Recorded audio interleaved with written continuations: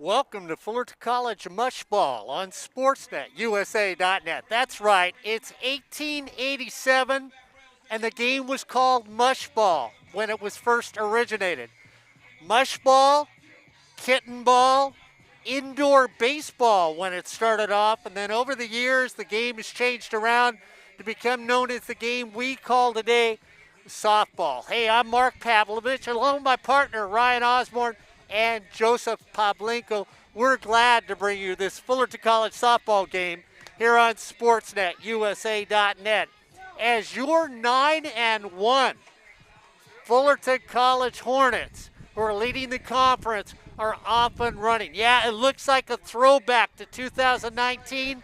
2020 didn't matter, and now it's 2021. And Crystal and Speedy have their team where they want it. We know that Ryan Osborne yesterday basically said at Fullerton College Baseball, you want to look at one of the top softball players right now in the OAC, look no further than Fullerton College. For that simple reason, you look at their shortstop, D. Ramirez, who's having an outstanding game. As for Santiago, a perennial champion when you look at them over the year, a state champion they have been in the past. This year struggling a little at 3-7, and they've lost their last two games against these Fullerton College Hornets. They're going to try and rectify the ship today, and the Hornets are going to continue to try and keep that winning streak alive with two in a row, trying to take it to number 3 today here on SportsNetUSA.net.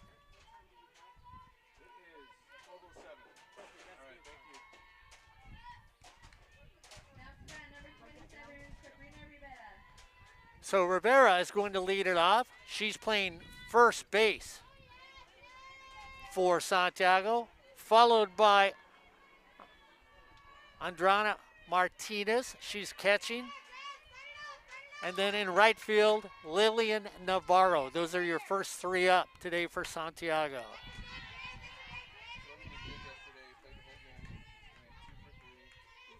First pitch is outside. Ball 1. The Hornets have played solid defensive baseball and also have had that game with timely hitting. And of course, you've got Lopez in the circle who can deal with a variety of pitches, and we'll see that happen today. Beautiful afternoon here at Fullerton College, along with my partner Ryan Osborne. Next pitch right down the gravy train, Ryan, for a strike. Well, one thing that you and I were talking about yesterday when it came to the weather conditions was over at baseball here at Fullerton College, the wind blows out from home plate. Here at softball, it blows in from the circle to home plate. That one just off the plate. And Ryan, you've seen a lot of Lopez. You've been out here for all the softball games here on SportsNetUSA.net. A variety of pitches from the circle. Yeah, she's really good at moving the zone around, and specifically she likes to go to the outside against right-handed hitters. She forces them to go towards right field and stays away from their power alleys. That one's pulled foul. We look at the defense for the Hornets. P.V. House is over at first. Natalie Gonzalez at second. The top player in the conference as far as Ryan Osborne is concerned, D. Ramirez, is over at short. Casey Dufresne is at the hot corner, third base. Miranda Rooney in left. Clarissa Hernandez in center. And Madison Ferguson is in right field.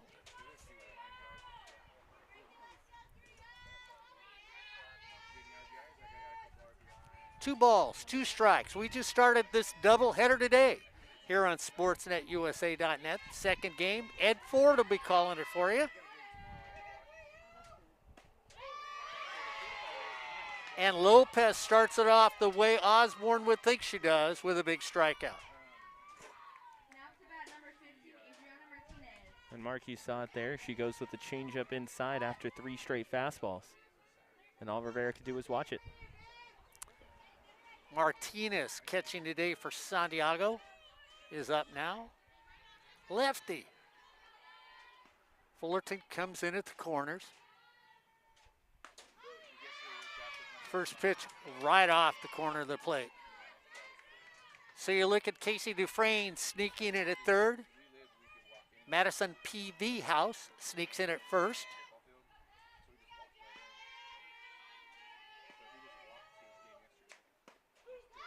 Get that first call for a strike, Ryan Osborne. What do? Lay it down in the exact same spot.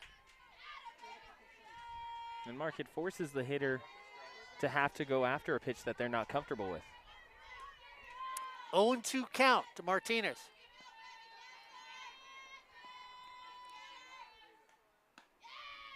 Just a little further outside that time. 1-2 is the count.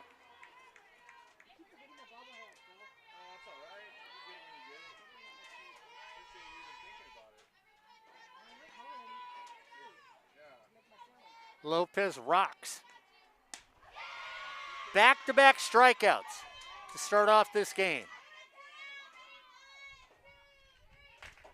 Little speed on that one. Of course, you see Martinez talking to Lillian Navarro, who's coming to the plate, just sort of giving her a feel on what she's seen from Lopez in the circle. Mark, you and I have seen a lot of Santiago Canyon in the past, especially the last 6 years while they've had that reign as perennial state contenders. I don't think we've seen very many strikeouts where they take a called third strike.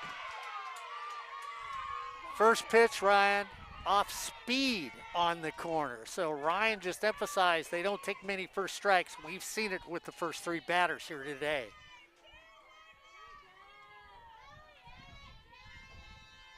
Lopez bringing it home. Outside on that one. Struck out the first two. Ryan says she moves the ball around, up, down, in, and out. If you can have that sort of location, you only need two pitches from the circle. Little rise pitch just off the plate.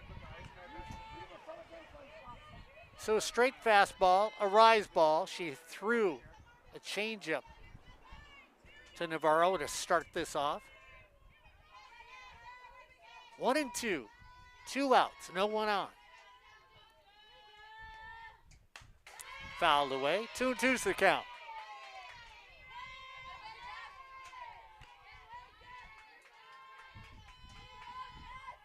Set the lineups in between, but I am going to let Ryan Osborne talk a little bit about Dee Ramirez because you did talk a lot about her yesterday.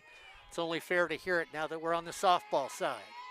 Yeah, Dee Ramirez is going to be that player for Fullerton that she can give you momentum, whether it be on the fielding side of things or at the plate as well. We've seen her have some sparkling defensive plays where she has to backhand one deep from short and throw it across the diamond in time, and we've seen her, like she had against, I believe it was Santa Ana, a 3-home run game. So she can give you momentum either at the plate or in the field. Right now it's all Lopez from the circle. Works the outside again, fouled off.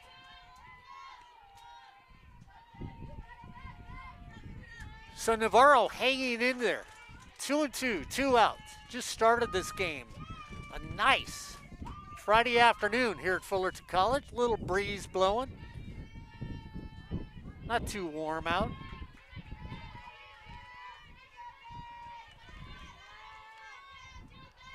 Two count. Once again, Navarro. Ryan, she's been late on everything thrown to her, and they keep going to the outside. You wonder when you come back in and jam her. And if you're going to do that, you go fastball inside because then it gives even less of a reaction time. So we'll see if Ryan Osborne and I call the right pitch. I thought yesterday we were calling a perfect strategy in baseball. Lopez again to the outside. Navarro is all over that pitch, and Ryan, the placement of the ball, has made sure she hasn't been able to get that base hit. And the ball's continually going off the top of her bat, like you were mentioning. Just a shade late, bat's coming off the shoulder, a split second behind. 2-2, 2 outs. Off the plate, doesn't get the call. 3-2, down and away, hoping that the strike zone expanded. Sort of like, thinking that it was like Corey Nayland's belt, getting a little bigger all the time. Don't forget, Corey Nayland will be back on the air with us next week on sportsnetusa.net. Fouled away. Mark, on this next pitch, if I'm Lopez, I go high and in tight.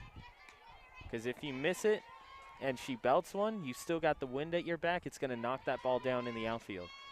So Ryan Osborne's looking for a challenging pitch from Lopez. Navarro learning a little more on each pitch that comes to her. The rock, the twist. On the outside corner, she strikes out the side. No runs, no hits, no errors, and nobody allowed on base. As we head to the bottom of the first, it's Santiago 0, Fullerton College 0 here on sportsnetusa.net. We talked about calling this game mush ball or kitten ball. Remember, it was created in 1887 in Chicago. So for those out there, those historians talking about the game, look it up. Find out about this game of softball. It's not just from today. And then do us all a favor. Corey Nayland, who is one that knows a plethora of players who have played this game of softball, known and unknown along the way. Ryan Osborne, a historian of the game. Scott Beck, Ed Ford, who will be calling your second game. Check out who has played this game. One of the ladies that I'm going to bring up today, a local product, Michelle Granger. 25 no-hitters in NCAA. Nobody has come close to tying her record, Ryan Osborne, or breaking her record. One of the all-time greats, Michelle Granger from Orange County.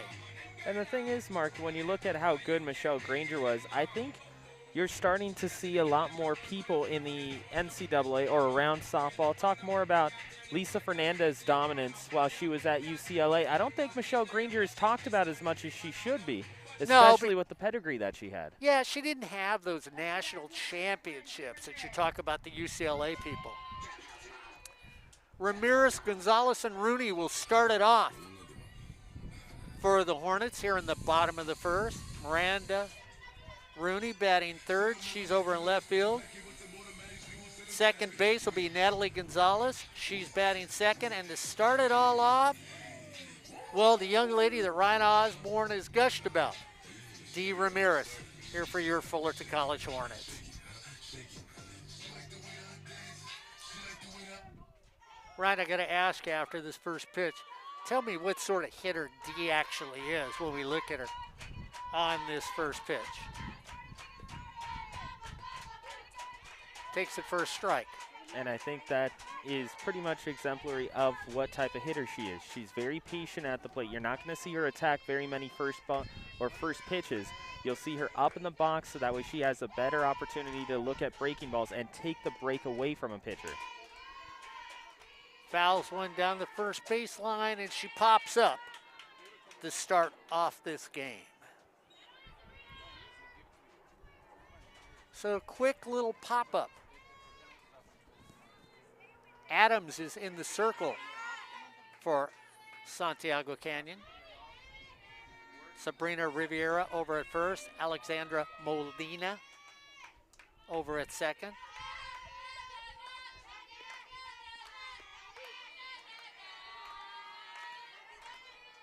Brings up Natalie Gonzalez.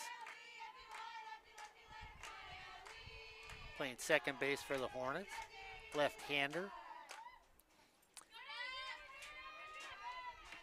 Adams, a lefty in the circle. Nice little slap over to Villanueva. Over at first. And a quick throw right there for the second out of the inning. To finish that infield for Santiago, Villanueva is over at short. Islas is over at third. Costa in left. Navarro in right. And Andrade is in center field. That's Priscilla Andrade in center field for Santiago.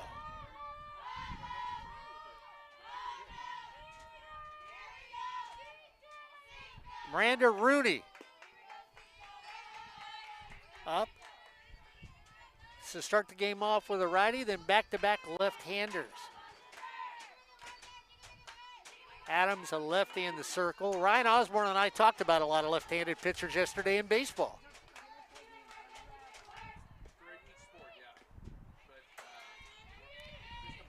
It's interesting, Mark, because you're seeing more and more at the community college level the left-handed pitcher starting to go away from the game.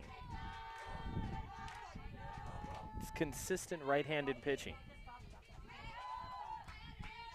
Well, realize when you've got a lefty in the circle, Ryan, the ball comes in at a different angle. Hit right up the middle. Nice little skip hop thrown over there.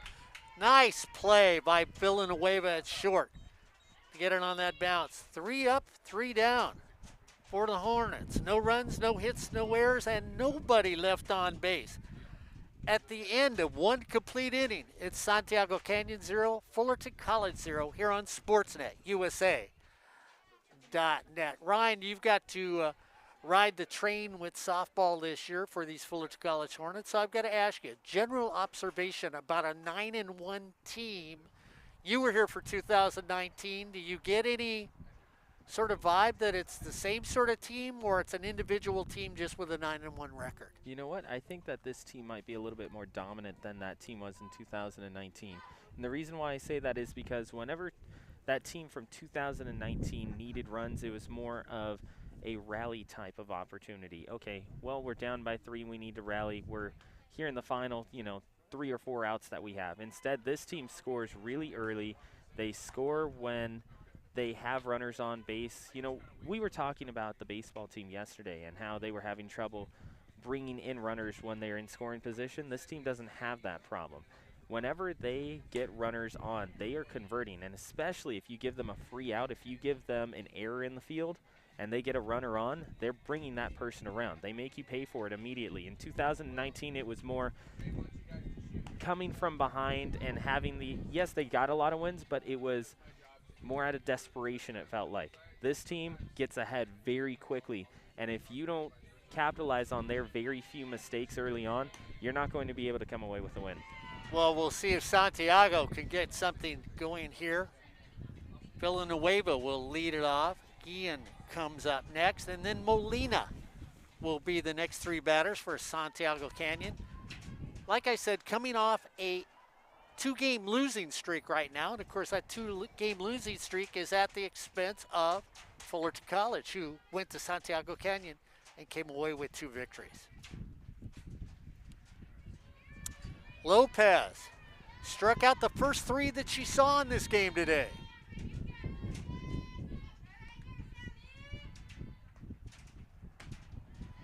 First one outside. Boy, could we see history? We already know that a young lady in North Texas faced 21 batters and struck out all 21 in her game. That's doing it the hard way. Gets that pitch on the outside corner for a strike.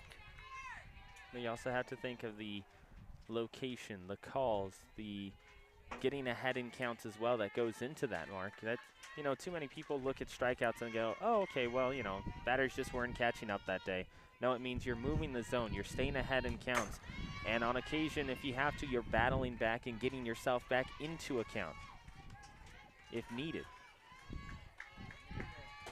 Well, I like Ryan when you talk about people looking for the call, because she was on, to her vision, on the right side of the plate the first inning. Now, in this inning, she's going to the left side of the plate from a pitcher's perspective. 4 strikeouts in a row. Ryan, I got to ask you, are you calling the game back here with balls and strikes for her? Because she has shown a sense of perfection to start off this game. And that's right. When this hit happens, blame me, the announcer. It's my fault. 4 strikeouts to start this game for Lopez in the circle. An eephus pitch. Sort of floated up there. I would say in the wings of an eagle, but more like a high desert pigeon. Comes back on the right side of that plate, Ryan. She floats one up there and then comes back for a big strike. And it feels like extra velocity if you're the hitter, because you saw that last one go up and go soft to the outside, and then all of a sudden it's high and in. Straight back in the middle, and one of the things, as she catches, Lopez says, hey, perfection, let me catch this line drive. Ryan Osborne, many times what is not talked about somebody in the circle is them playing defense. Yes, they're that additional defensive player. That was a rocket. Hit back up the middle. Gets the hand up, and makes the stop on that. And so, lays one down the middle and says, oh, that's okay. I'll play it defensively, and that's exactly what she does. Molina now playing second base for Santiago. Sneaks into the box.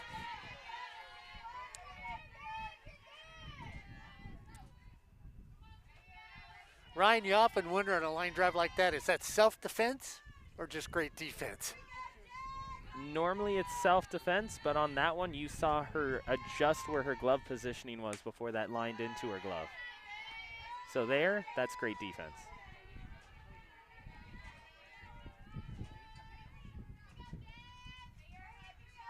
So Lopez has taken care of all of the first 5 outs in this game for Fullerton College.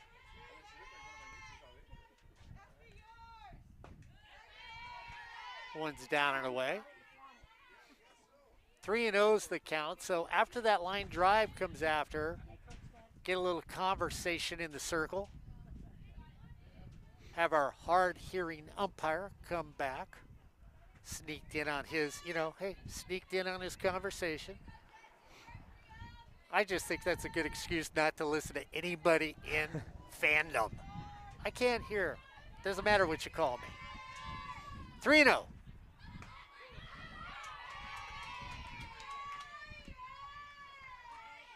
Taken for a strike by Molina. What's interesting about that last pitch, Mark, is that normally you're going to see on a 3-0 pitch a fastball down the middle. This time it was a changeup inside.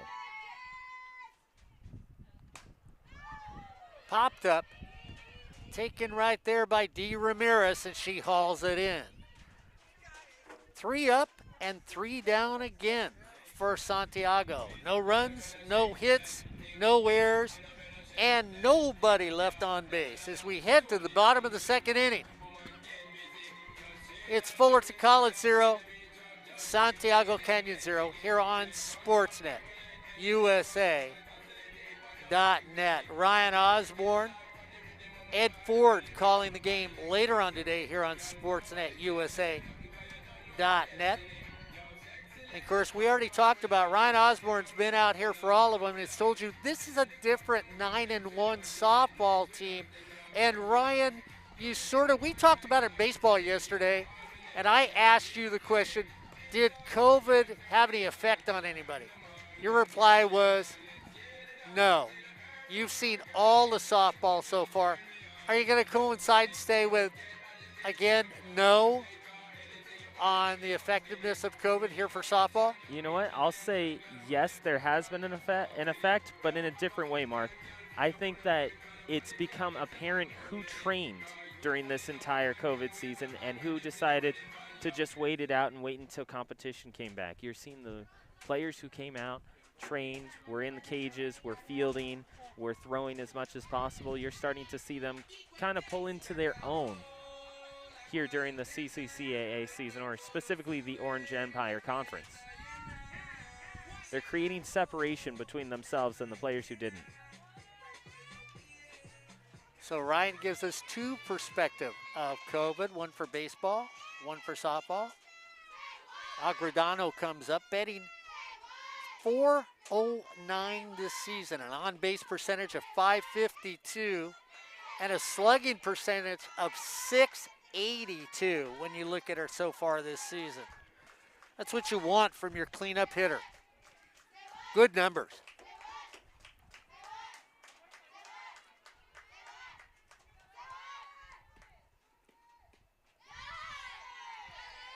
Takes that down low. 2-0's the count.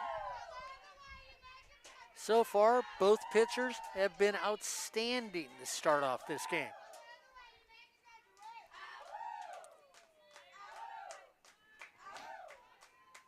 Get timeout called.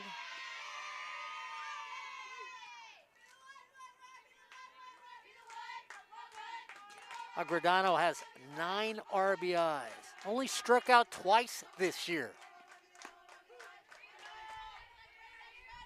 Takes that for a strike. 6 walks when you look at her so far on being on base. And of course, that's the old argument that we will always have. Do we look at batting average or do we look at on-base percentage? Takes that for a ball with an on-base percentage of .562. That means you have a cleanup hitter that usually gets on base if they start off slowly, can start an inning and get on base for you.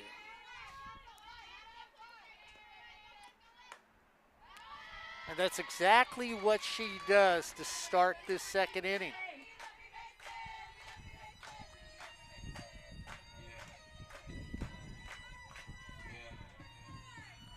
So that brings up Casey Dufresne, batting .375. And again, somebody else with an on-base percentage, Ryan Osborne, of .500 and a slugging percentage of .531. Also has 6 RBIs. And her walk to strikeout ratio, well, 2 walks for every strikeout when she comes to the plate.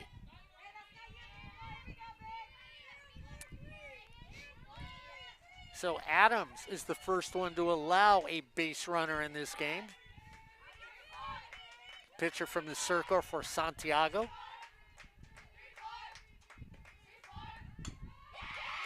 Bunt, dropped, played right there, throw to first. Bang, bang play. I tell you, Islas comes down, looked at the ball, Ryan. I thought she was going to let it go foul.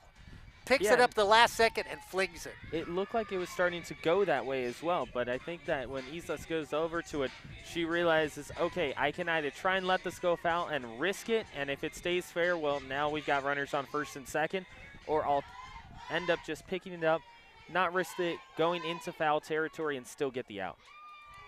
So a sacrifice bunt moves the runner to second as PV House comes up.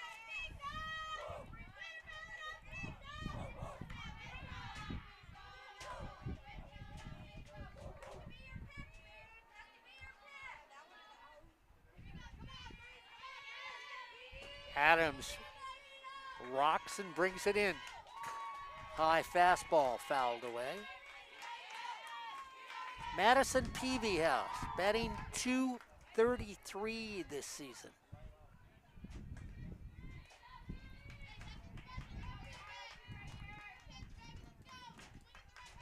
Freshman who's played in all the games.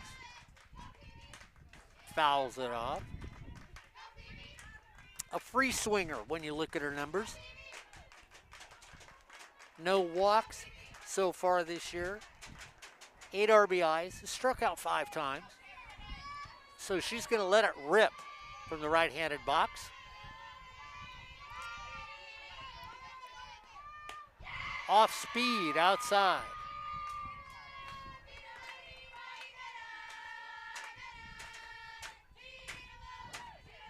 Agredano dancing around over at second base. Got there on a walk and a sacrifice.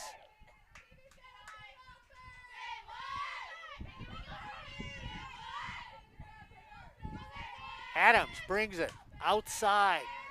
Peavy House protecting the plate.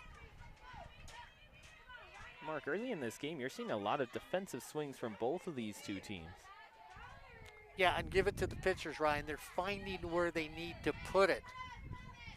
So they've had great location, both pitchers from the circle in this game so far. Taken back up the middle. Peavy House gets that base hit. Fumbled out in center field. Are we going to get a play at the plate? No. So it looked like for a second that maybe the Hornets would try and go. And that's the first hit of the game.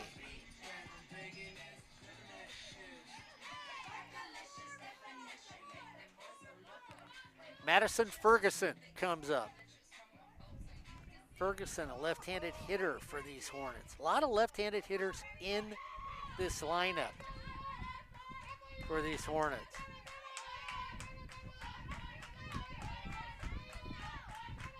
Runners at the corner, 1 out. First pitch is low.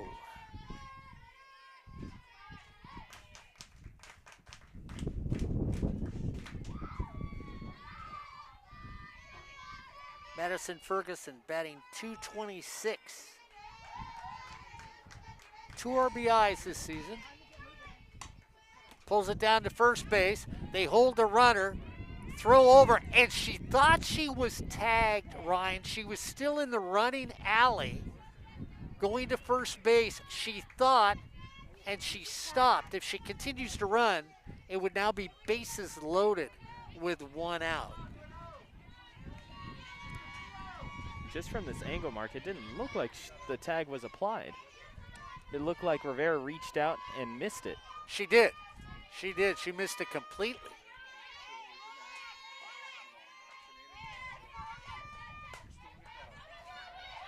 Adams drops the ball, wheels the first. Does she get him in time? So Adams, who fumbles the ball, picks it up, doesn't panic, but gets it to first, and the Hornets don't get on the board. No runs on 1 hit, no errors, and 2 left on base. As we head for the top of the third, Santiago 0, Fullerton 0, here on Sportsnet USA.net. Ryan Osborne, Joseph Pavlenko, making sure the picture gets up for you today here on Sportsnet USA.net. And it's always our pleasure to bring you these games on SportsNetUSA.net when we think about it. Speaking of, don't forget to join us on Tuesday as Fullerton Fullerton College Baseball, that is, gets set to have another homestand coming up Tuesday, Thursday here on SportsNetUSA.net. We talked about looking at some of the greats of all time, and when you look at our list, all our lists are going to be different about the greats. And, of course, some of the lists have Dr. Richardson. And I'm going to say that again, Dr. Richardson, who used the game of softball to get her medical degree. She got herself through college. It helped her get through college. She gets a doctorate degree, and then now is currently the coach at Liberty University. I mean, you look at Dot Richardson, 4-time MVP in fast pitch. She owns gold medals. She's also played shortstop for the national team. Considered probably the top athlete of all time in softball, and she was the youngest player ever to play in the ASA Women's Major Fast Pitch National Championship in 1975. Ryan Osborne, go ahead, tell me, how old was Dart Richardson when she played in that? I will say age of 18. 13 years old when she played in that championship. Pretty amazing, huh? Absolutely. One of Corey Nayland's all-time favorites. If Corey was on the air now, Corey would throw out names that nobody has ever heard about. Corey grew up in a softball family and knows players that nobody knows about.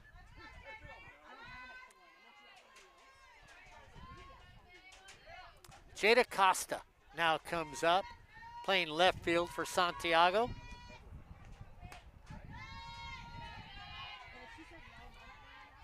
Takes that pitch outside for a ball. Lopez starts this game off with 4 consecutive strikeouts.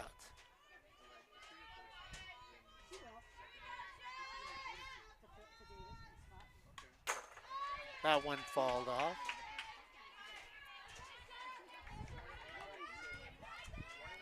Ryan Osborne has had the pleasure to be around NCAA softball for the last few years. So we'll get him to chime into maybe some of the modern day players, Ryan, you've seen play at the half of this inning. Off speed, I tell you what. Throw it down to 25 through the school zone and nobody moves. Everybody was staring at the yellow bus parked on the side of the road on that pitch. Mark, remember how you were talking about me jogging yesterday? I might have been faster than that pitch, and it still went for a strike. Well, there'll be a national inquiry about that statement, but that's okay. 2 balls, 2 strikes. No score in this game as we head to the top of the third. Fullerton, the bottom of the second, looked like they were going to break through.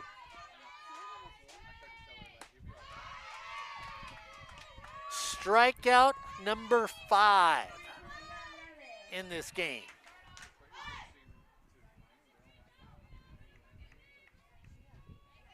And that's going to bring up Priscilla Andrade.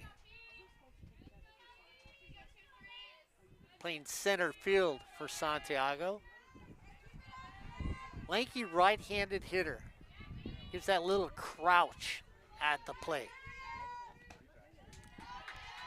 Just a little high for a ball.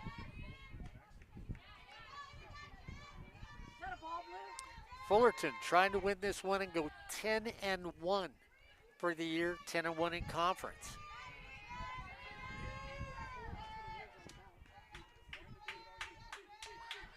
Squared a bunch, popped up, just could not get to it.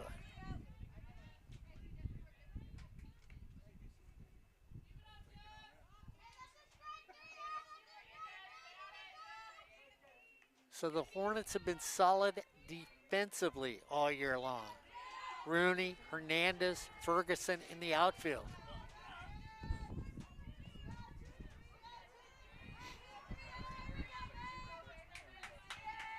One ball, 1 strike, 1 out. Fouled away here in the top of the third. I'm going to say roughly 190 down the lines. They're not marked. And usually 200 to dead center field in most traditional softball parks. I believe the last time we asked it was around 188 down the left field line and 195 down right. Okay. Just off the plate.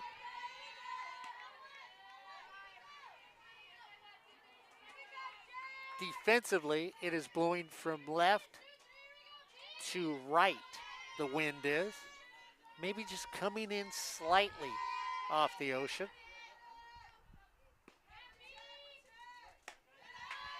Taken high for a ball. It's going to be a full count. 3-2, 1 out, nobody on. Here in the top of the third. Ryan Osborne.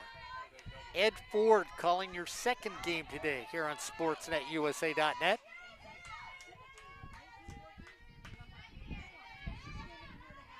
(3-2). And that's the first walk of the day by Lopez.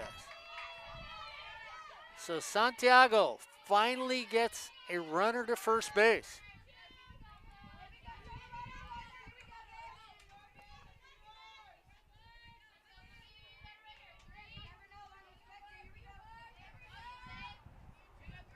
Alyssa Islas now comes up, playing third base for Santiago.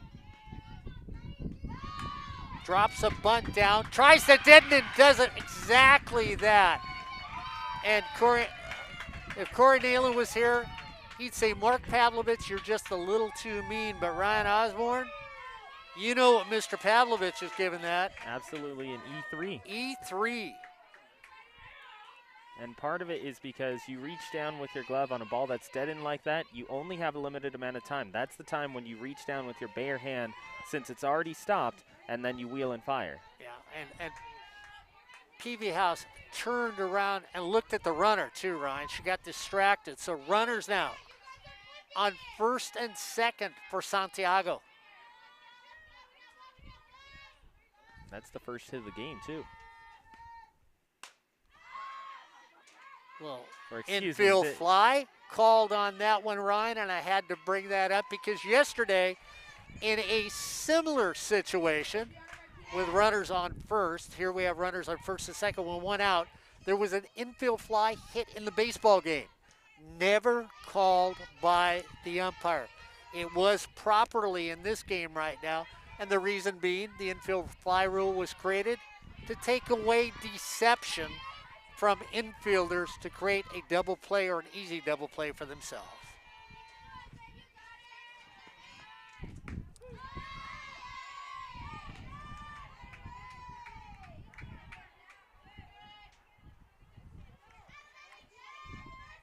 realize on an infield fly rule called, you, the runner, can still advance at your own risk. Doesn't mean the runners cannot advance.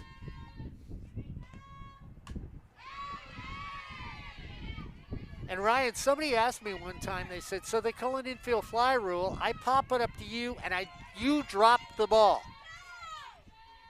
The batter is still out because infield fly was immediately called. It's not, oh, we wave it off because Ryan did not catch that pop fly.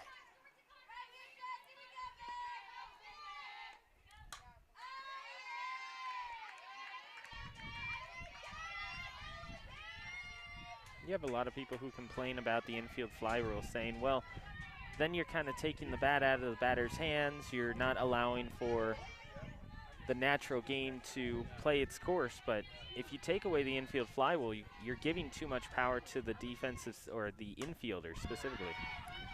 Knocked on the top of the ball. Let's see if it's going to be there. Safe on a topped swung.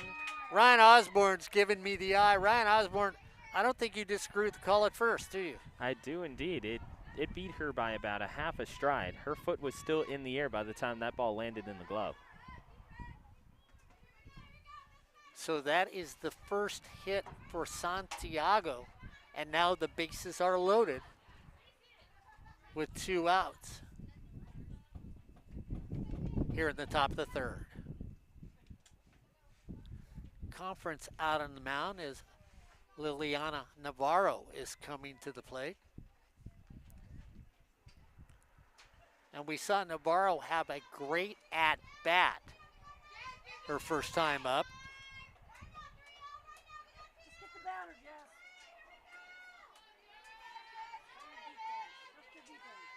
It was a 16-pitch at-bat for Navarro her last time up.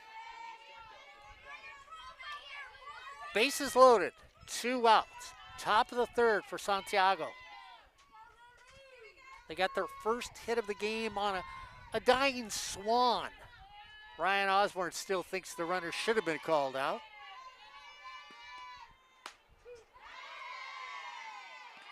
Lopez goes to the money pitch, right on the outside of the plate. And Navarro says, I'll wait for mine.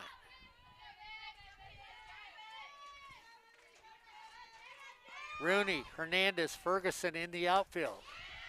Navarro fouls that one off. For the Hornets, ball hit to them. We'll see what sort of arms they've got. Peavy at first. Gonzalez at second. Ramirez at short. Dufresne playing third base.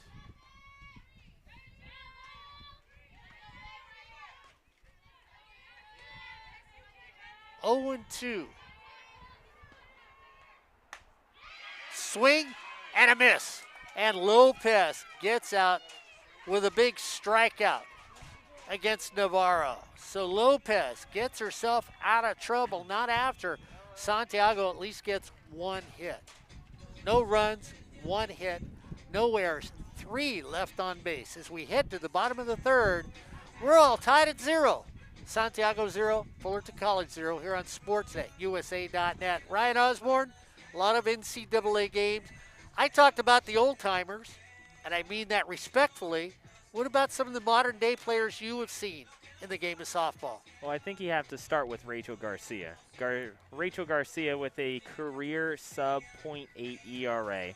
Not to mention she, for her career, has hit over 380, has been in double-digit home runs 3 times in her career. This year hitting 407.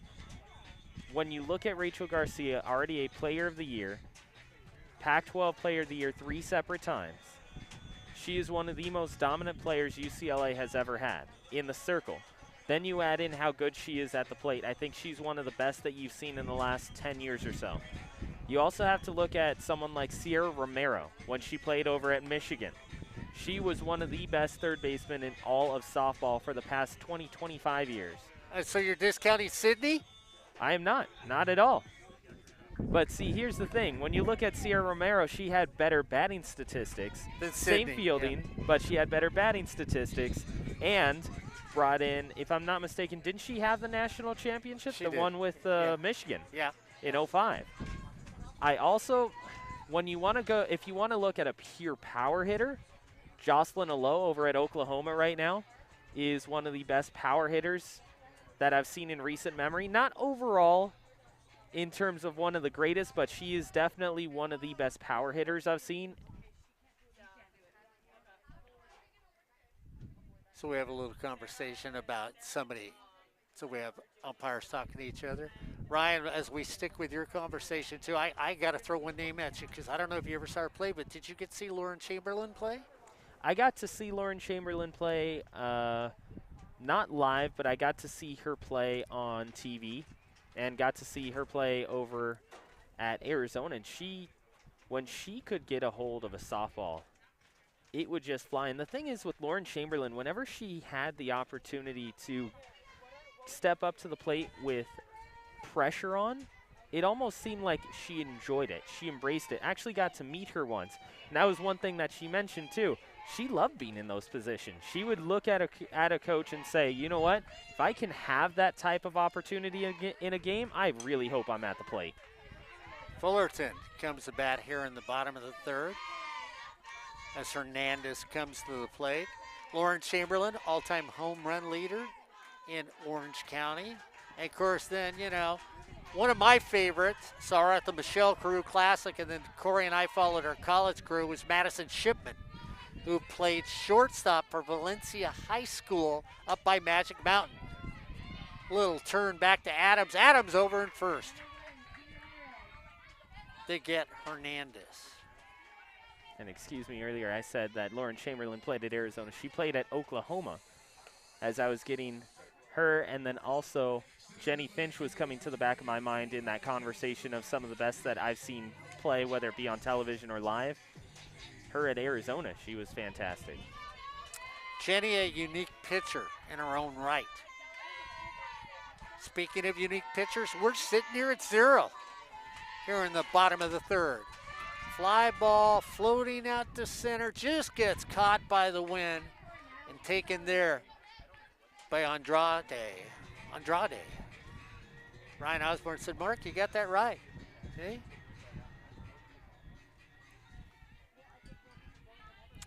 Ryan and I will talk a little more about some of the players that we've had the opportunity.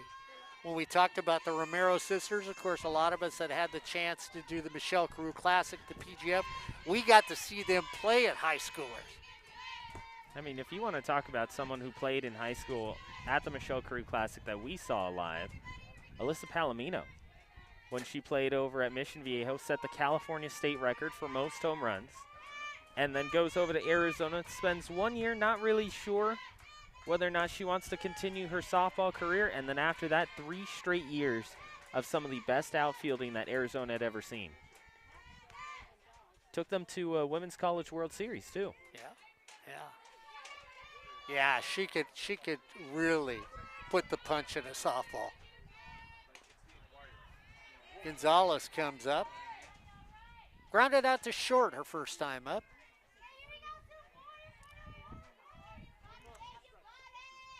Couple one-hitters going in this game.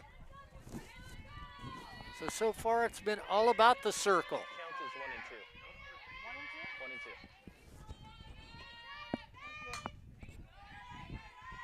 2. Slap down third base.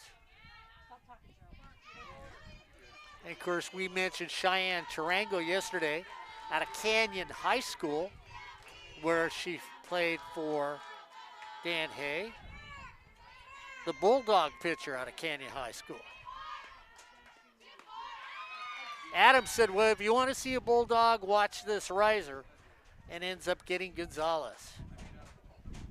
So we're sitting here at 0. No runs, no hits, no errors, and nobody left on base as we head to the top of the 4th inning. It's Fullerton 0, Santiago 0 here on Sportsnet, USA.net. Ryan, some of the other, was there an outstanding player that maybe even at the college that you called that you said, Mark, just didn't get the love they should have gotten during their days in the NCAA? I think I mentioned it yesterday, or mentioned her yesterday. She, not having the NCAA career that she would have liked, obviously, due to other circumstances, but someone that always impressed me and is now in the NCAA is Taylor Dawkins.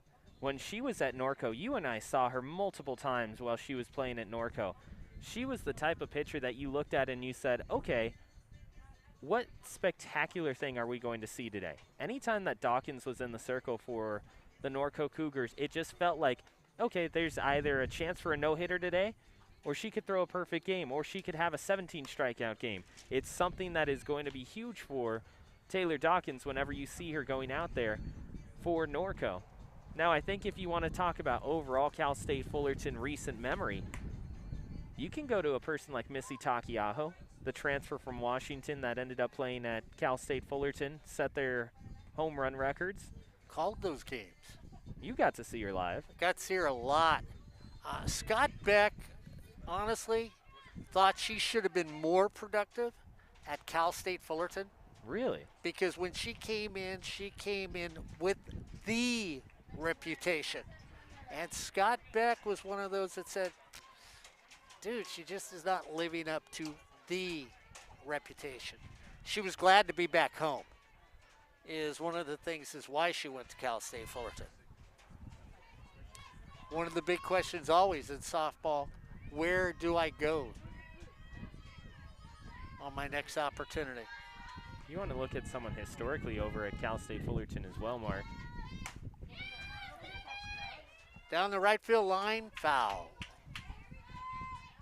Someone who is now coaching at the community college level, Yasmin Mosadeghi.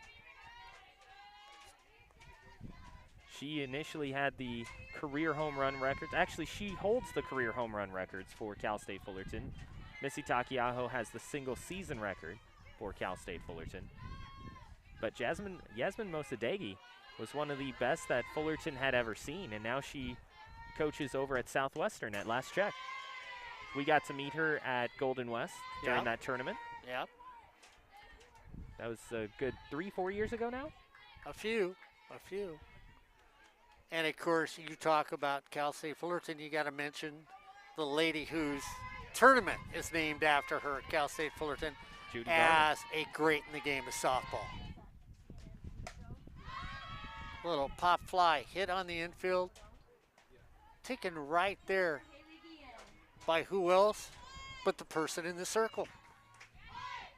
Mark, you want to talk about Judy Garman. People are, if they're listening or watching at home, they think, well, Judy Garman was an NCAA coach. You know, why are you guys talking about Judy Garman? No. She started at Golden West College. 2 national championships with Golden West College.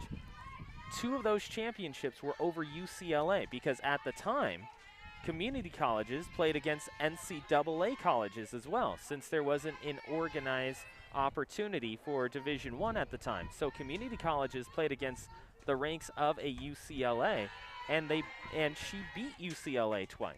Yeah, well, and you could go to Long Beach City College, who now has a NCAA's coach that's been a national championship more than once. So, yeah, Ryan, community college coaches aren't given enough love out there. Next pitch is fouled away by Guillen.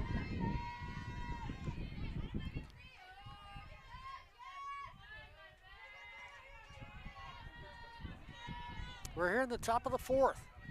0-0. Both pitchers from the circle have 1 hitters going in this game. Lopez already with 6 strikeouts in this game today. Line drive to center, easily taken out of the air by Clarissa Hernandez. So Hernandez just settles underneath it for an easy out. It's interesting when we watch Lopez this second time through the order. Earlier, Mark, you were seeing her go away from pitchers. Now she's not afraid to go to the inside. You're seeing her jam them in on the hands. So she's not getting those looking called third strikes. Instead, she's forcing them into the little bloopers. Yeah, she really has been in control from the circle when you watch her. And that pitch is popped up, taken over, off the fence, foul. So PV House goes over there, just comes up a little short.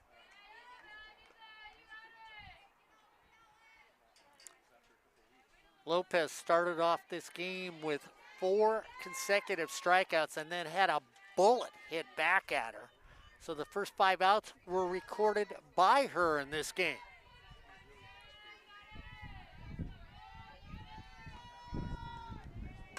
Off speed.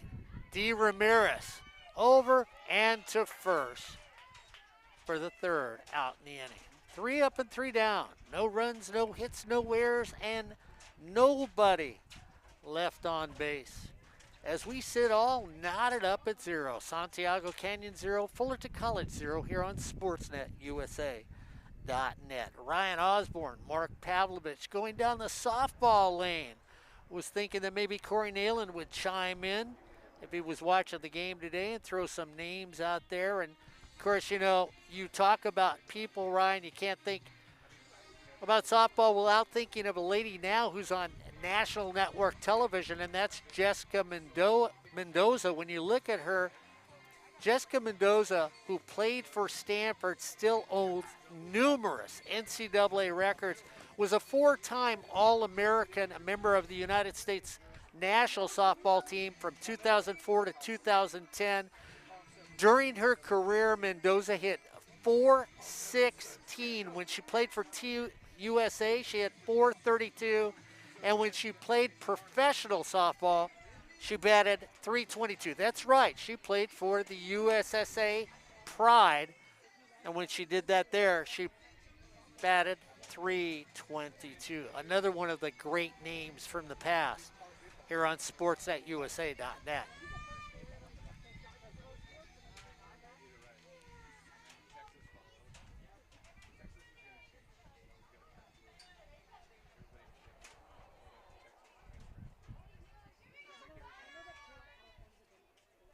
So Miranda Rooney will start off the bottom of the 4th for the Hornets.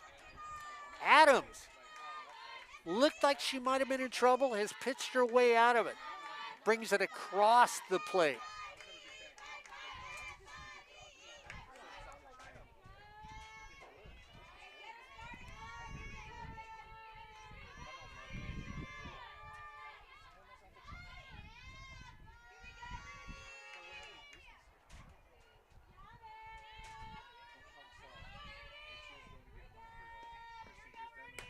High pitch for a ball.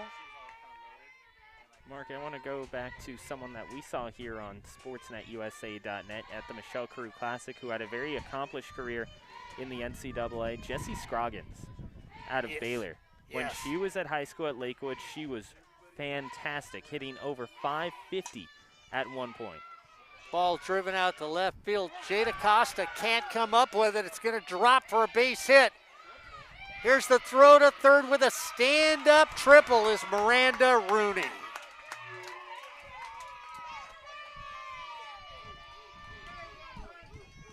That ball just kept fading out and left, going more towards the corner.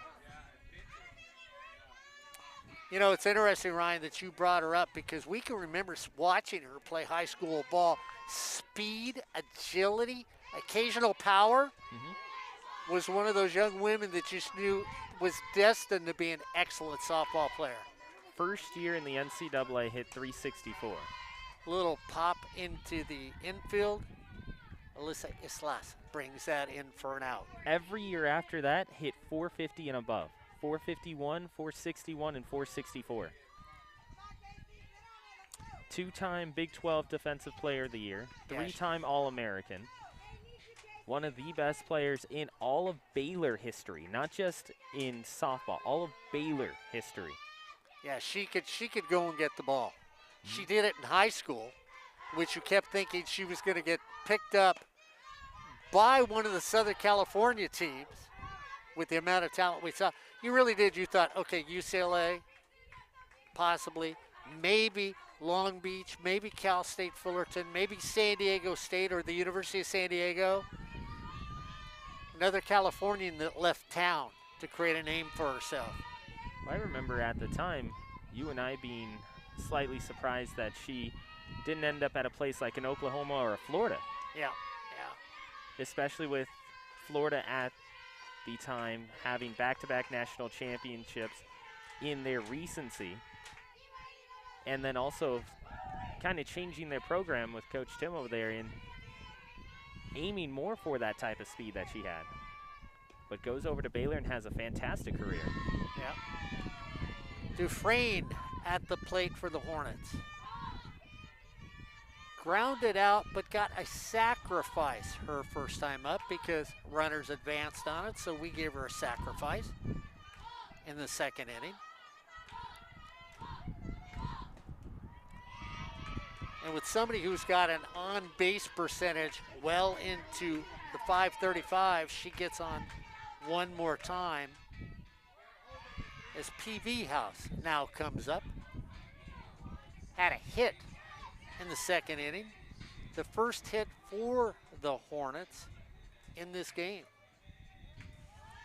So we're going to get a little conversation in the circle, and let's see if there's a change made by Lisa. Santiago Canyon.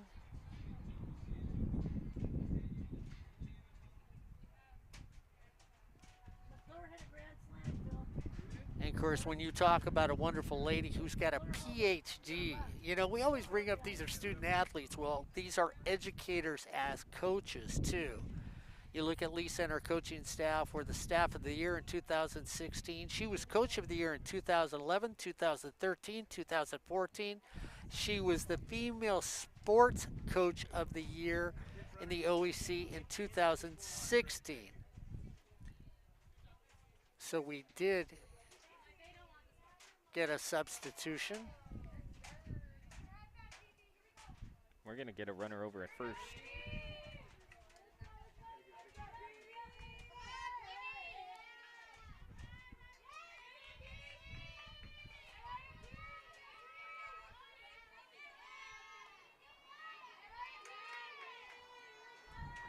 So Emily Murrow is over at first base as a runner. Hit towards the alley. It should drop. It does. It's going to go all the way to the wall. One runs in. Murrow, who came in as a pinch runner, she's going to keep standing up, and the Hornets get on the board on a stand-up double by PV House. So Madison drives it to the right field alley, and the Hornets get on the board. You know what, Mark? You got to give a lot of credit to Muro as she ended up tracking that ball immediately off the bat. She got a great read on it and was going to home the entire way. You saw her round third without even taking a look at where that ball was. As soon as that ball leaves the bat, she was headed home. So a triple start.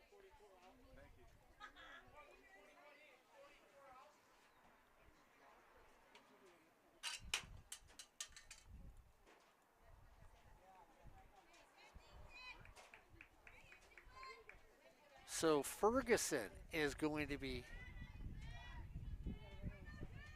pinch hit for as Taylor McCall comes up. So Taylor McCall now is in the game, pinch hitting.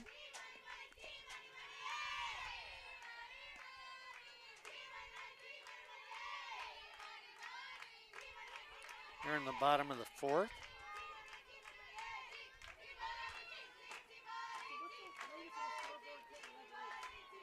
Runner at second. One out, 2 runs in. McCall goes the other direction. We'll see if McCall comes in the game defensively.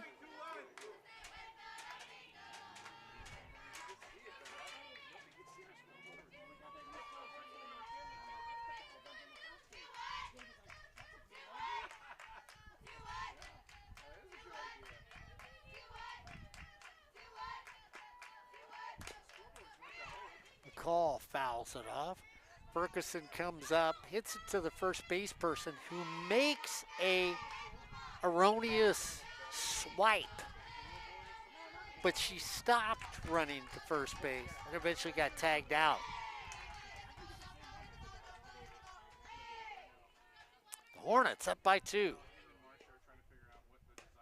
Next pitch is outside.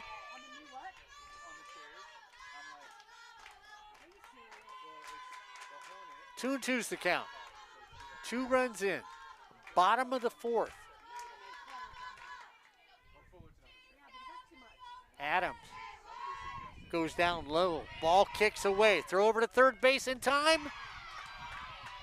Heads up running by PV House.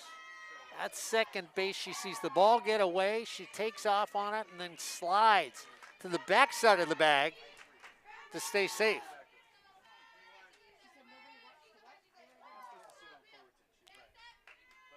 Runner at third, one out. Hornets looking to try and get somebody else on as McCall walks.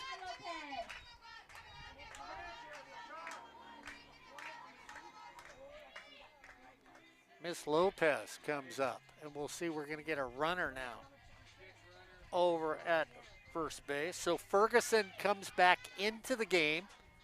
She's going to re-enter as McCall came in for her designated player.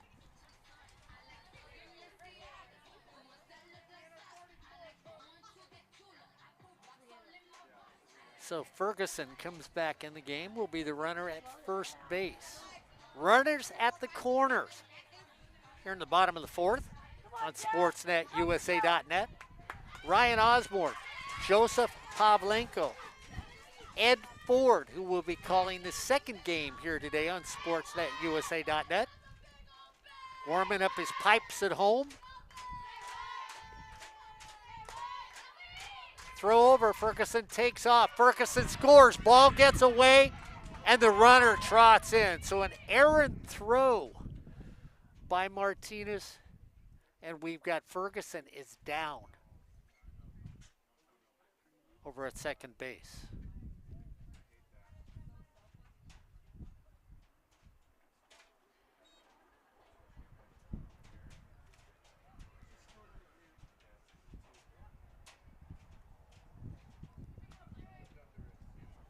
And Ryan, you've watched this Hornet team too. You brought it up yesterday about the baseball team found an answer in running yesterday, and then they went away from that. I've got to ask you about this softball team. Is this a running softball team that you've seen this year? Yes, indeed. Coach Speedy and Coach Crystal both send their runners as much as possible as they try and control the game without having someone or without forcing it at the plate. They will control it by causing chaos. That's one thing that you've always talked about. Can you cause chaos on the base pass? Not just running for the sake of running or running to try and take the bag, but can you cause the defense to say, oh my gosh, I'm panicking? That's exactly what this Fullerton does, or this Fullerton team does by sending their runners. They run with, I don't want to say without abandon, but they run with a purpose when they're getting around on the base paths. And that's what Ferguson did. She made it to second base, which caused an errant throw to second and allowed the runner to score from third. So Ferguson's going to be helped off the field. She has Lorena, one of our athletic trainers, help her off, one of the better ones with Juan Cuevas out here. Lorena's always wonderful to us here on SportsNetUSA.net. Did a great interview on the show with Corey Nalen, which was fun.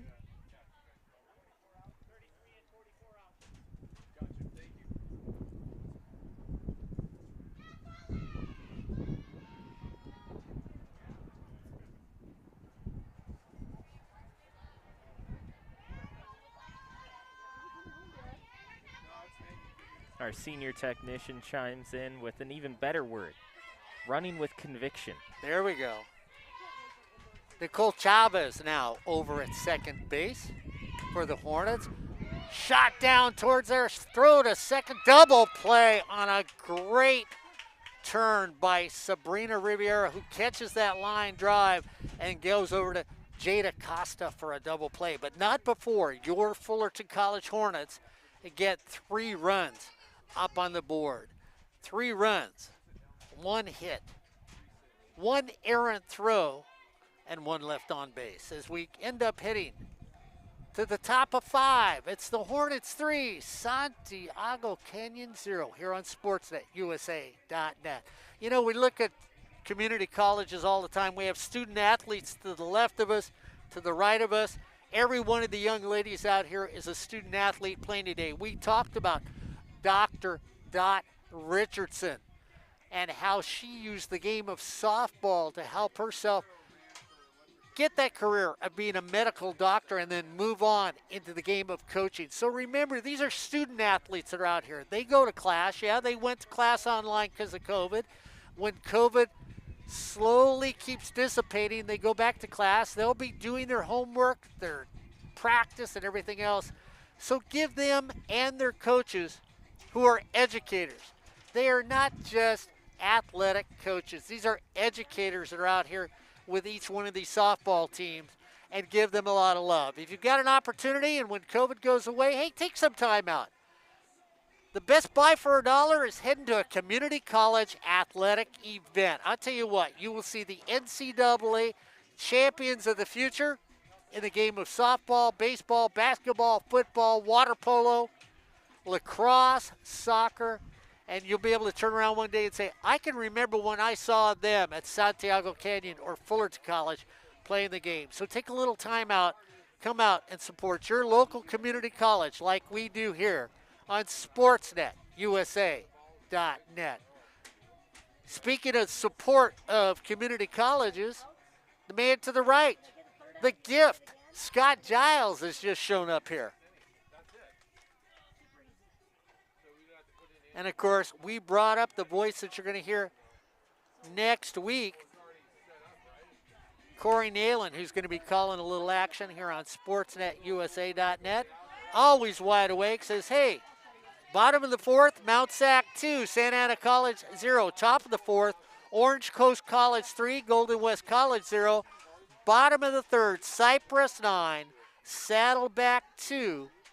More scores in the game of softball on SportsNetUSA.net. Corey Nalen, who'll be out here next week, call a little baseball on SportsNetUSA.net.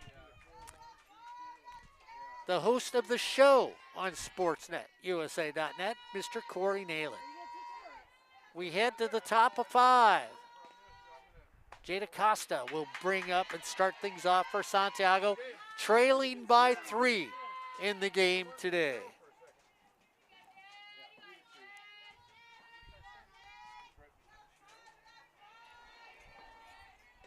James, if you can work the other one, you can work this one.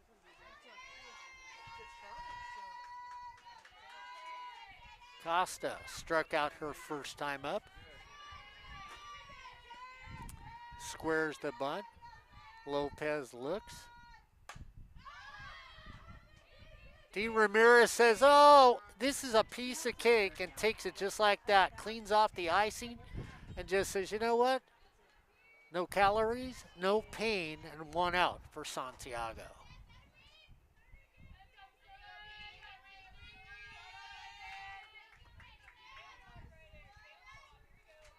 Ryan Osborne already said this Fullerton College softball team does exactly what they're doing today all season long. Another little pop fly down by the fence, taken there by Madison Peavyhouse, and it's quickly 2 up, 2 down. Ryan, you've talked about it in the 10 games that you've seen or dealt with, that this is what Fullerton College gives their opponents. It's continual. Once they get runners on, or you give them an extra opportunity like we saw in that last half inning, they make you pay for it. And you're not watching this team and saying, wow, okay, when they're up at the dish, they're swinging at bad pitches, they're going after bad strikes, or looking at things in the dirt. Instead, you're looking at them going up to the plate, calm, and saying, I'm going to wait until you give me a pitch I like. It's a very different mentality than what we've seen. And defensively, they all have gloves. Absolutely. And I think that they all match those gloves with terrific arms as well. Great pitching, timely hitting, and good defense. Those are the 3 things you need to have a winning record. The Hornets have projected those 3 onto the field. And right now they're 9-1 with a 2-game winning streak coming into this game. Just a little high on that one.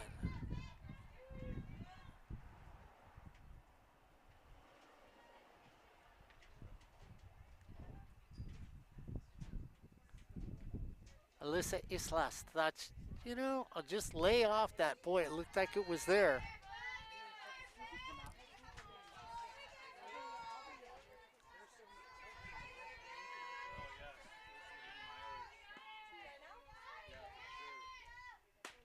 Right down the middle.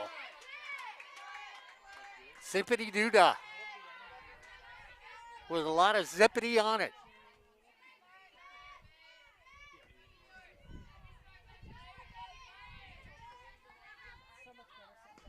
Three and one. Just off the plate.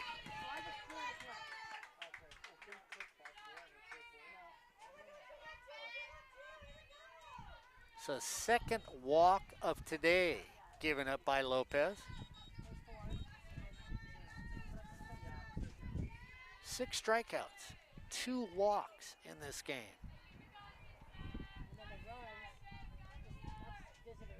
One hit. These are unofficial stats.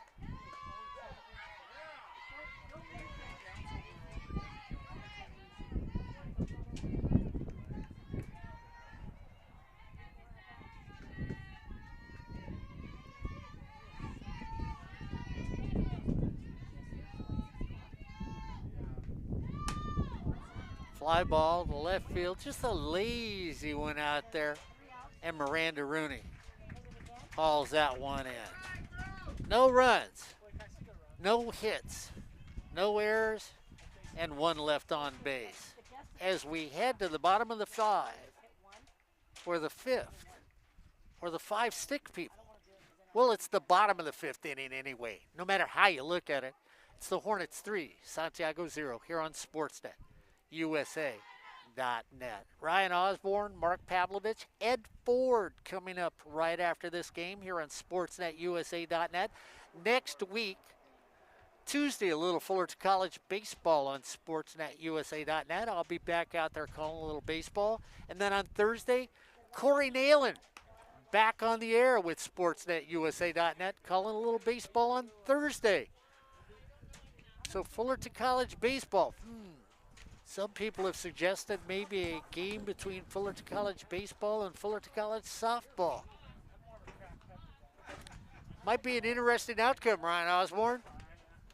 One team can pitch, hit, and play defense. I won't say which one, but if you're a fan of Fullerton College and you've been watching all the games here on SportsNetUSA.net, you should have a good idea which team that might be.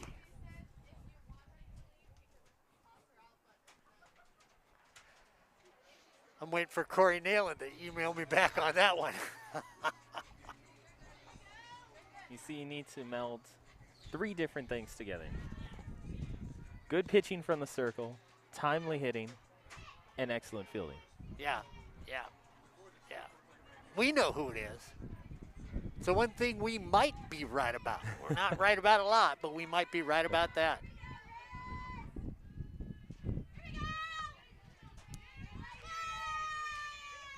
Hornets up by 3.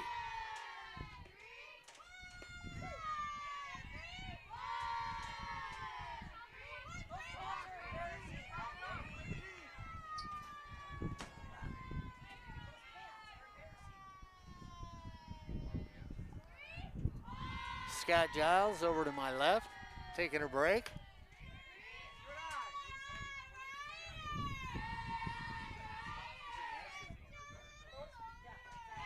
Hernandez brings it up, 3-0. Hernandez hits a little lazy fly ball, looking to drop in there, and does exactly that. And it was one of those Twilight Zone shots, Ryan, that you sit there and you go, well, does Costa have it? Does Villanueva have it? So I'm going to let you give me a score on that one and let you tell me what you'd call it. I would actually call that one a hit just because you saw it go into the air. And, Mark, you could see as it was in the air, the rotation of the ball was affecting where that ball was fading to. So the kindness of Ryan Osborne gives a base hit, and that brings up D. Ramirez. Popped out the first, flied out to center her last time up. Ryan Osborne's OEC candidate for Player of the Year here on sportsnetusa.net.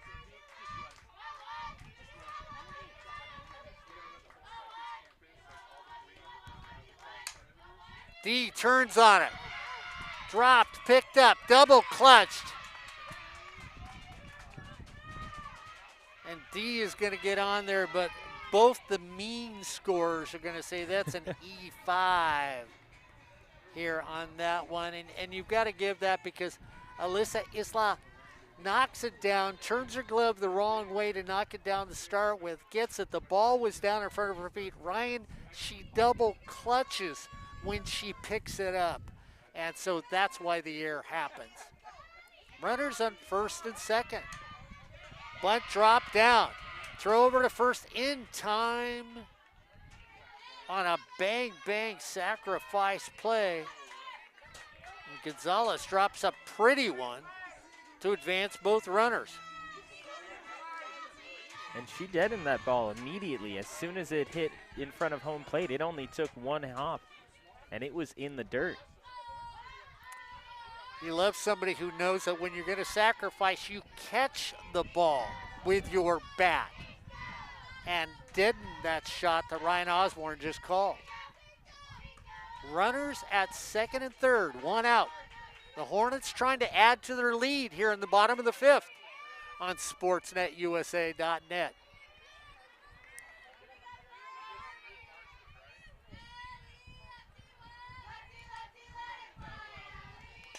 Adams has one cued.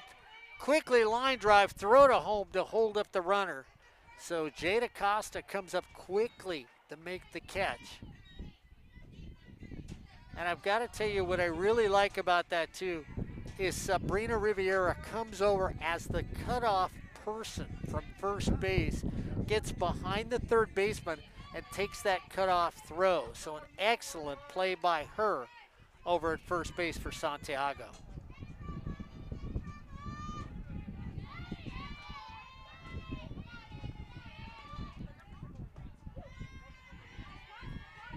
First pitch called for a strike.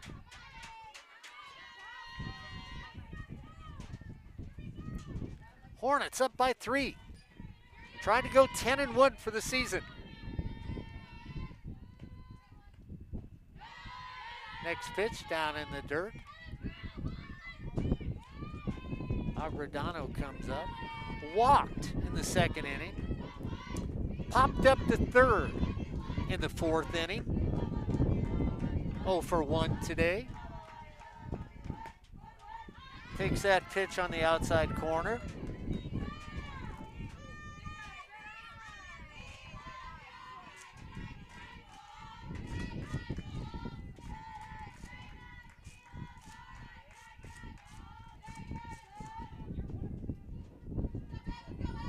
Two and one. Fisted, little knuckleball, flip over to first, and gets the out. So, no runs on one error, one hit, and 2 left on base. As we head to 6, the Hornets up by 3. It's the Hornets 3, Santiago 0 here on Sportsnet USA.net. Ryan Osborne, Ed Ford, Joseph Pavlenko bringing you this game today. Ryan, when you look at what's going to happen, it's going to be interesting to see how they rank everybody when the season rolls to an end. I haven't really heard about conversation about state championships or anything else. Have you? None whatsoever. We've talked to many coaches, we've talked to administrators, and nobody has even mentioned it, which is unusual because normally what you'll get is around this time, you'll start talking to coaches and they'll say, hey, we're looking at what the scoreboard is, we're looking at what the other placement of the teams in our conference are, and we're looking at what's happening in Northern California. We've heard none of that this year, which is the first time that we've seen that before. Yeah, and there's no discussion about RPI, which has been brought up before, and Ed Ford, who's going to be calling the second game today, will tell you that many teams have been left out of the playoffs just because of what conference they're in, or they go to that ugly three initials, RPI, and teams get left out from Northern and Southern California when it comes to playoffs. Yeah, I don't even know if they're going to do a playoff and how they're going to do playoffs. Because there were sometimes, Ryan, that you could have a very good out of conference play and still make the playoffs. Not sure that's going to happen this year. I believe we saw that in 2018 or 19 with an Orange Empire Conference team that just snuck into the playoffs because they had such a heavy out-of-conference schedule against the top 15.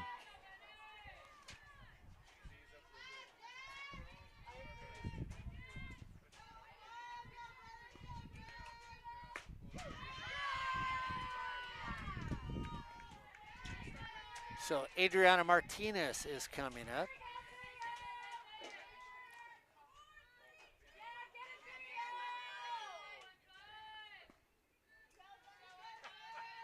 San Mateo playing Cabrillo in the first inning. A little pop fly in the center. What a diving catch! Made in center field by Clarissa Hernandez, who lays out and gives us a moon pie on the ground. Just flattens out completely and says, that's okay, here I am. And make sure that the umpire, Ryan, what I loved, she made sure the umpire knew that she caught the ball, that it didn't hit the ground for that out. Spectacular defensive play. And it's harder to do that, Mark, when you're running in towards the ball. It's harder to judge where that softball is going to dip. And when she makes that dive, she has to be very calculated about it and is able to scoop it up. Navarro comes up. Struck out twice today. Here in the top of the sixth. The Hornets are up by 3.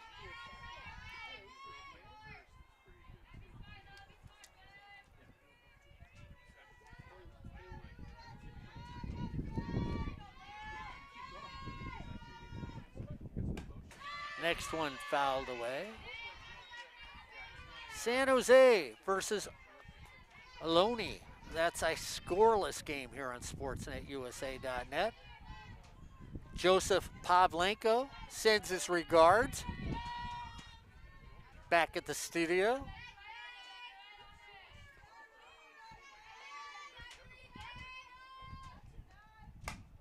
Hit there, D. Ramirez. Down to a knee, over to first. And D just makes it look routine at shortstop. Ryan, you gotta love the fluidity of that young woman at short. There's no panic. When she gets the ball hit to her, it's almost as if you can tell that she has predetermined what she's going to do with the ball in whatever position that she's in. You see her say, okay, if this ball is over to my right, I'm gonna backhand it, go down to one knee, and I'll come up throwing. If it's over to my left, I'm going to get over to it, drop my glove in time, and then swing a sidearm throw. You see her process what she's going to do before the ball gets to her, and it's what makes her look so fluid in the field. Ryan Osborne's nominee for OEC Player of the Year.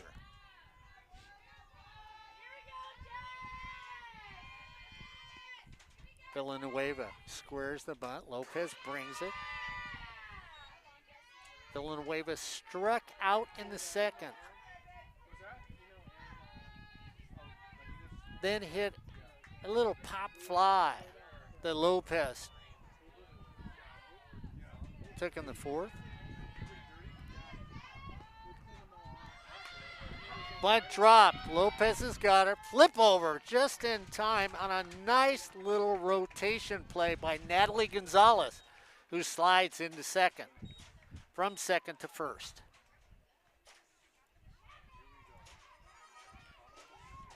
No runs, no hits, no errors, and nobody left on base. As we head to the bottom of the sixth, well, it is your Fullerton College Hornets up 3-0 over Santiago Canyon here on SportsNet USA.net. Game number 2 to follow this one on SportsNet USA.net. Ed Ford will be calling the action for that, so make sure you stick around to listen to Ed and give you a little update about some of the teams in Northern California, how they're doing.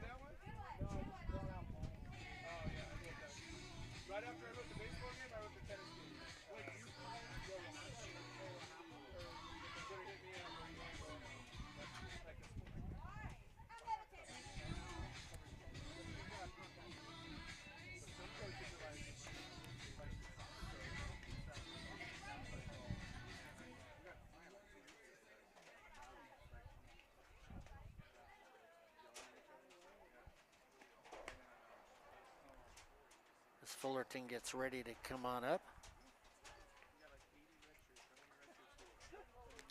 We've been talking about great players. We forgot to mention, one of the players we haven't mentioned yet, too, was Kehlani Ricketts. I keep forgetting we all saw her play. Yep. And she went to Oklahoma. I mean, Ricketts took home a title for the Sooners, and she won the Honda Broderick Cup as the best collegiate athlete in 2013. Didn't even mention her that we've seen here on sports@usa.net.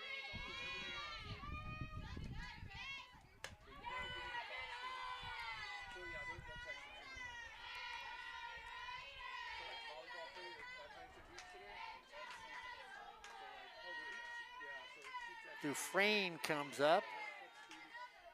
And a great little sacrifice in the second. Then had a couple RBIs with her big double in the fourth that put the Hornets on the board, gave them the lead.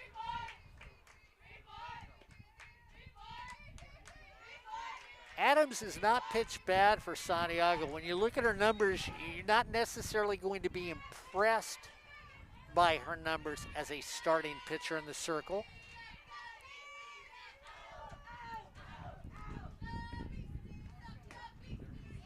But except for one inning, she has matched Lopez, throwing circles up on the board. 3-1 count to Dufresne.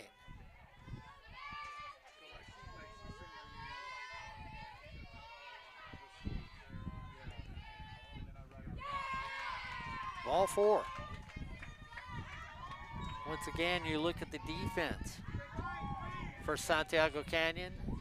Sabrina Riviera at first. Alexandra Molina at second. Samantha Villanueva at short. Alyssa Islas at third. Jada Costa over in left for Silich. Andrade in center. And Liliana Navarro is over in right for Santiago. So that gives you the defense for Santiago in this game. And behind the plate, Adriana Martinez.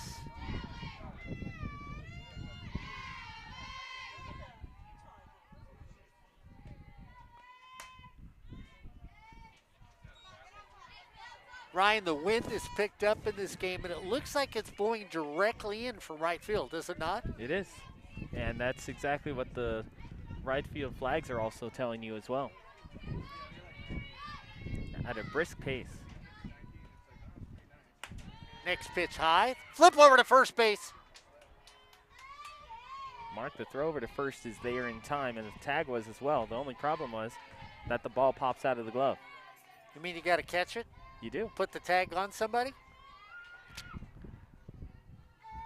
Well, the tag was there on the runner. The ball just wasn't.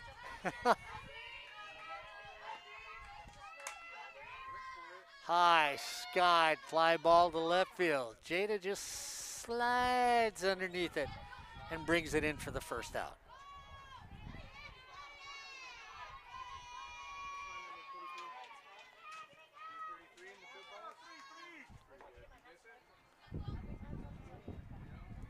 A little conversation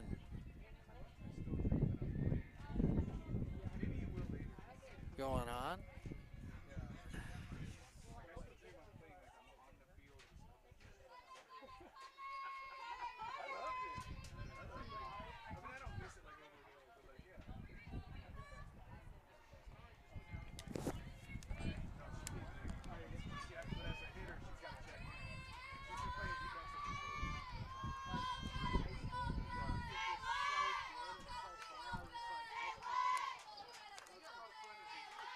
as Nicole Chavez is now up at the plate. Out of Rancho Cucamonga, she went to Etiwanda.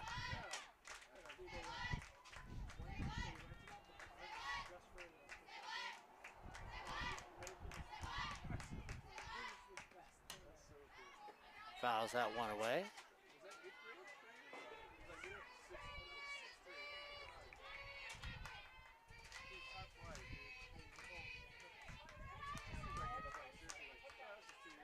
So Nicole comes up, lanky right-handed hitter.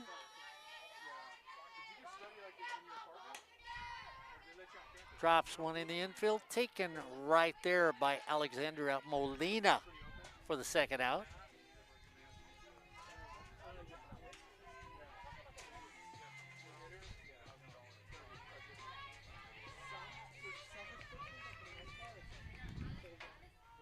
And maybe the player of the moment right now who's been dealing from the circle all day long for these Hornets, Miss Lopez. Grounded back to the circle, got thrown out at first. But when you look at what she's done from the circle, started this game off with 4 consecutive strikeouts, then got a bullet shot right back at her. She had the first 5 outs in this game. She's got 5 strikeouts, 2 walks so far from the circle for the Hornets. She has been the dominant factor in this game, Ryan. It's all about her when you think about it.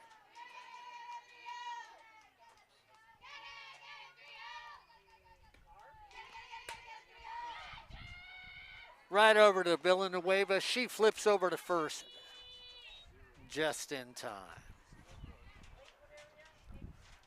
So the Hornets don't get on the board, but they're up by 3 when you look at what's going on in this inning.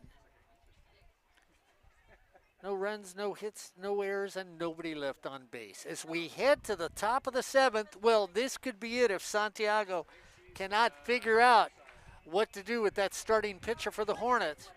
It's the Hornets up by 3, 3-0 over Santiago Canyon here on SportsNetUSA.net. Don't forget, everyone, keep checking SportsNetUSA.net as we got more games coming up for you this upcoming week. And you know what? If you haven't had enough softball here on SportsNetUSA.net, don't you worry, as later on today, Ed Ford will be on the call here for game number 2 of Santiago Canyon and Fullerton College. And in addition to that, we're going to have some interviews with the softball coaches as well on the Coaches Show coming up in just a little bit. So lots of stuff on SportsNetUSA.net. Don't forget to keep checking online to look at the updated schedule each and every week. And my partner on my right is the host of the Coaches Show. So Ryan Osborne, one thing I need you to ask. What happens with the playoffs when you get close to them? And see if the coaches can give you an answer on that one, because Or if nobody there are else. playoffs.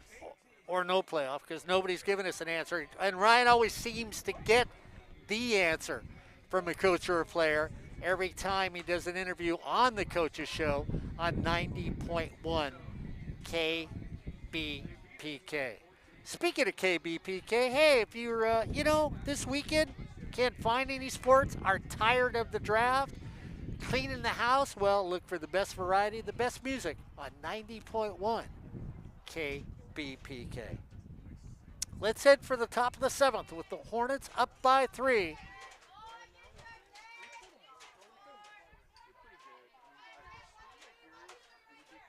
And Miss Lopez closing the door on Santiago Canyon.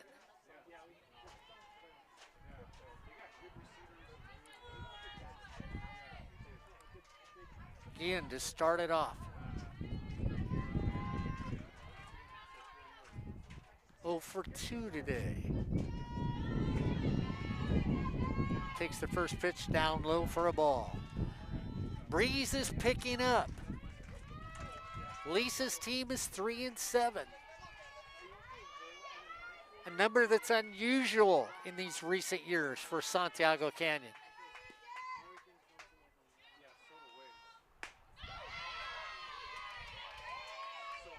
Next pitch is, how do you do? 1-1 is the count. 1-1, down by 3, top of the 7th. Hornets looking to win 3 in a row.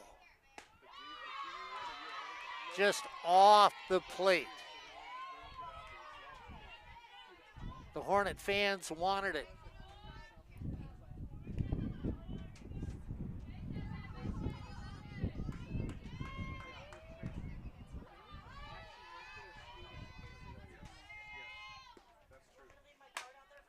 Driven down in the alley. That should go all the way to the wall. Big turn.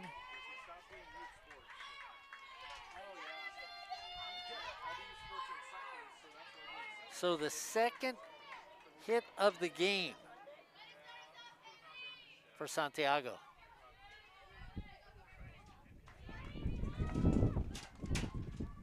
Here in the top of the 7th.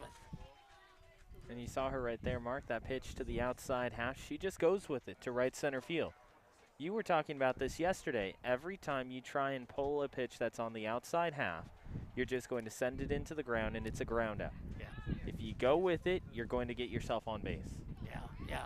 Especially when you roll, especially Ryan, when you roll those wrists over and you're trying to pull it. You just beat it into worm meat.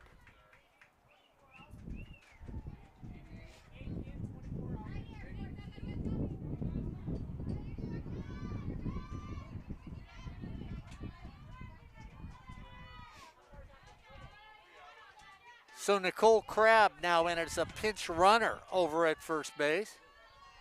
So Crabb comes in as a pinch runner.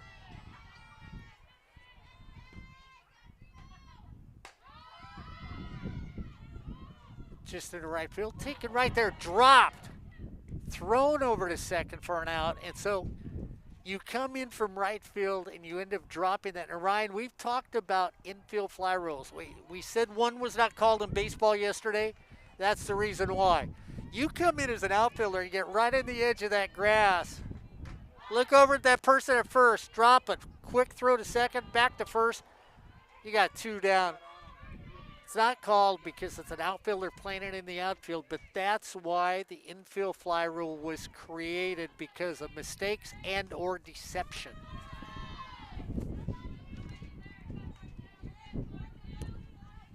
And an error cannot be called in that play because an out was made. So for you scoring at home with us and says, oh, the ball was dropped, is that an error? No, an out was made, therefore there is no error on the play. If I'm not mistaken, Mark, doesn't that go as a fielder's choice? Or does that you could go as a fielder's choice on that, yeah, you could. Because she might have been able to get the runner at first.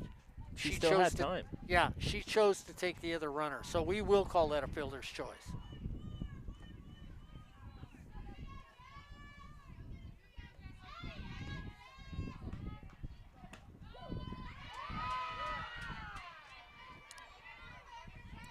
Jada Costa comes up. Struck out. Popped out to D. Ramirez. 1 down. 7th inning. Hornets by 3. Looking for 3 in a row. Popped up. Casey Dufresne dancing at third. D. Ramirez gliding it short. Natalie Gonzalez just quietly being at second base. Madison Peavyhouse over at first, being dynamic.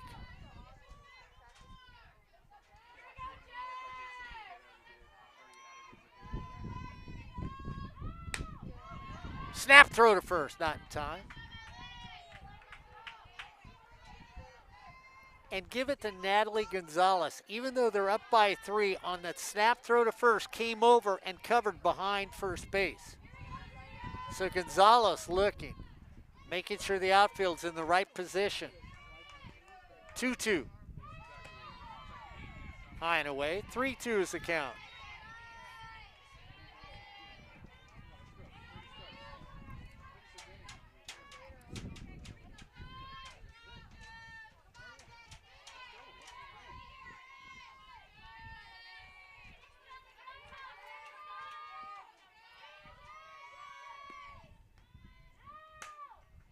D. Ramirez.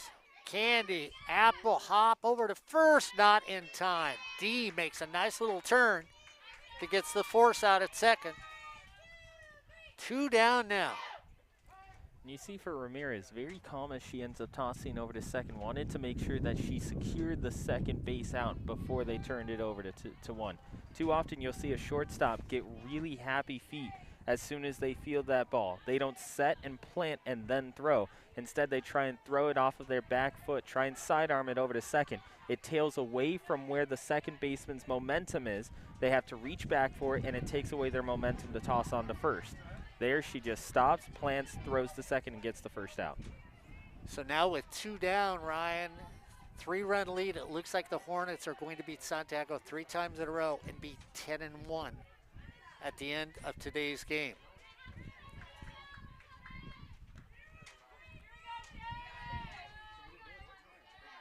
It could be the luck of that Irish Colombian following the team.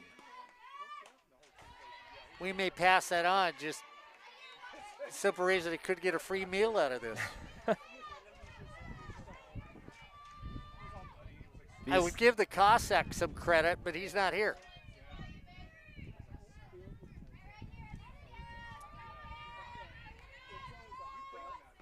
Is he coming back out?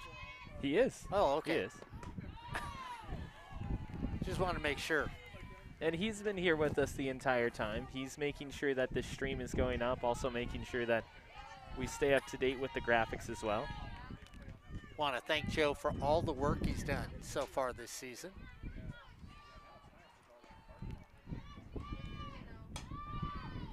Hit right there, and the Hornets end up winning 3 in a row.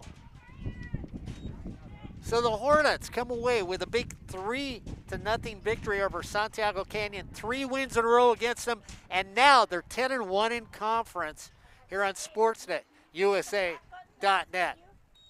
Well, Ryan, it was a quick first game.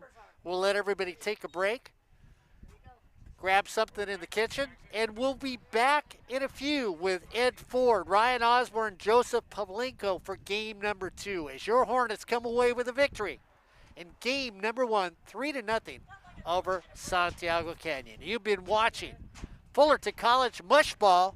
That's right. 1887 is when it started. It was called Mush Ball. It was called Kitten Ball. We'll just say it's softball today here on Sportsnet, USA.net.